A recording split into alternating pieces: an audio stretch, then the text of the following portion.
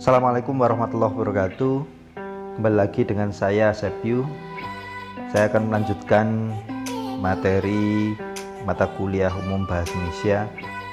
Kali ini saya akan menyampaikan materi tentang kedudukan dan fungsi bahasa Indonesia.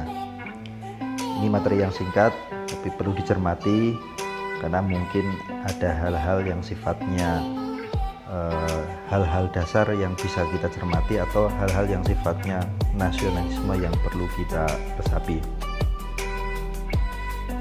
Kedudukan bahasa Indonesia itu terbagi menjadi dua, atau bahasa Indonesia memiliki dua kedudukan. Yang pertama adalah bahasa Indonesia sebagai bahasa nasional dan yang kedua adalah sebagai bahasa negara.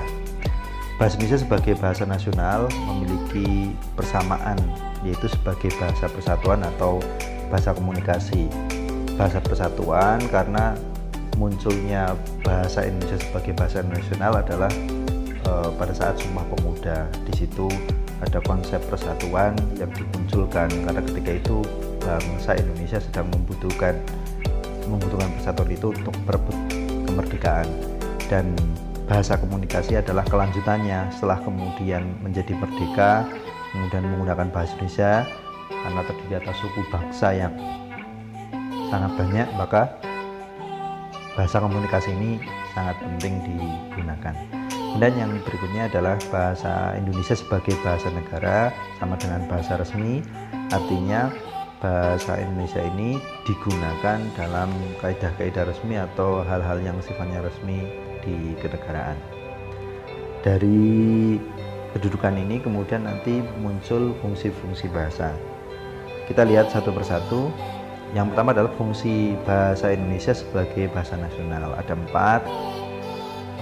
Yang pertama adalah bahasa Indonesia sebagai lambang kebanggaan nasional. Yang kedua adalah bahasa Indonesia sebagai lambang identitas nasional. Ini sesuai dengan Undang-Undang Nomor 24 Tahun 2009. Kemudian bahasa Indonesia sebagai alat pemersatu seluruh bangsa Indonesia. Ini bukan hanya saat kemerdekaan saja, tapi ketika kita gunakan di lingkup masyarakat ini juga sebagai pemersatu. Mungkin tidak semua orang bisa menggunakan bahasa daerah tertentu ketika mereka pendatang, mereka bisa menggunakan bahasa Indonesia. Dan itu juga terkait dengan poin yang keempat, yaitu bahasa Indonesia sebagai alat penghubung antar budaya dan antar daerah. Diharapkannya bahasa Indonesia ini mempererat persatuan dan tentu saja tidak mengurangi fungsi bahasa-bahasa daerah atau bahasa-bahasa lain yang memang digunakan dalam lingkup-lingkup yang sudah ditentukan. Kemudian fungsi bahasa Indonesia sebagai bahasa negara ada 4 juga. Yang pertama bahasa resmi kenegaraan, ini sudah pasti ya, dalam lingkup kenegaraan bahasa yang digunakan paling utama adalah bahasa Indonesia. Dan yang kedua bahasa pengantar resmi di lembaga pendidikan. Jadi ketika mengajar, kemudian melakukan hal-hal yang sifatnya akademis, ya arahannya adalah menggunakan bahasa Indonesia. Kemudian bahasa resmi di dalam perhubungan pada tingkat nasional untuk kepentingan perencanaan dan pelaksanaan pembangunan serta pemerintah.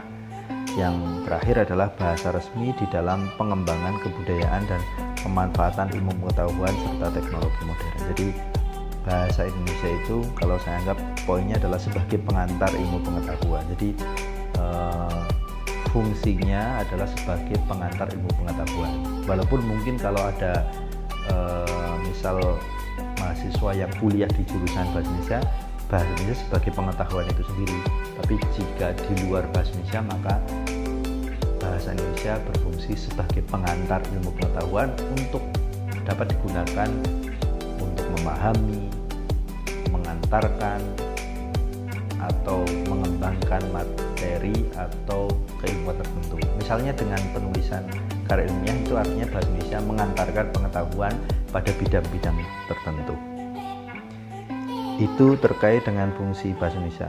Yang selanjutnya adalah perbedaan bahasa Indonesia sebagai bahasa nasional dan bahasa negara. Ini ada 3 poin. Yang pertama adalah dari segi wujudnya, yang kedua adalah dari segi proses terbentuknya, dan yang ketiga adalah dari segi fungsinya. Dari segi wujudnya, sebenarnya antara bahasa nasional dan bahasa negara itu ya wujudnya sama, baik dari tertulis maupun secara lisan ya sama. Hanya saja ketika dalam bentuk lisan bisa jadi terjadi perbedaan karena fungsi percakapan lisan itu kan sedikit berbeda dengan tertulis, sehingga mungkin saja akan lebih variatif. Bahasa nasional di situ mungkin akan ada campuran-campuran menggunakan bahasa daerah. Apakah kemudian itu salah? Saya rasa tidak, karena ketika kita bercakap-cakap, kita berasal dari daerah tertentu, sangat mungkin ucapan kita dipengaruhi oleh bahasa daerah kita atau karena kebiasaan tertentu. Hanya saja hal pokoknya bisa tersampaikan. Kemudian yang kedua adalah dari proses terbentuknya. Tadi sudah saya singgung sebenarnya bahwa bahasa nasional itu muncul karena adanya sebuah pemuda. Kemudian bahasa negara ini yang belum disinggung. Jadi kalau bahasa negara munculnya karena setelah kemerdekaan itu ada kejadian atau kemudian ada kegiatan, yaitu pengesahan Undang-Undang Dasar tahun 1945 yang di dalamnya di pasal 36 itu yang menyatakan bahasa negara Indonesia adalah bahasa Indonesia. Disitulah kemudian proses terbentuknya, kemudian berkembang sampai sekarang. Kemudian yang ketiga adalah dari segi fungsinya. Nah, dari segi fungsinya ini sebenarnya sudah harusnya beda jauh ya, karena fungsi bahasa Indonesia di dalam bahasa nasional itu fungsinya dalam pergaulan keseharian begitu.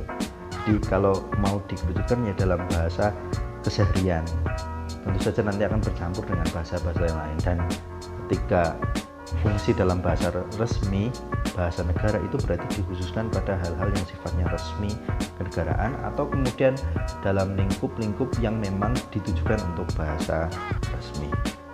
Itu yang dapat saya sampaikan terkait dengan kedudukan dan fungsi bahasa Indonesia. Semoga bermanfaat dan bisa menjadi bahan diskusi. Terima kasih.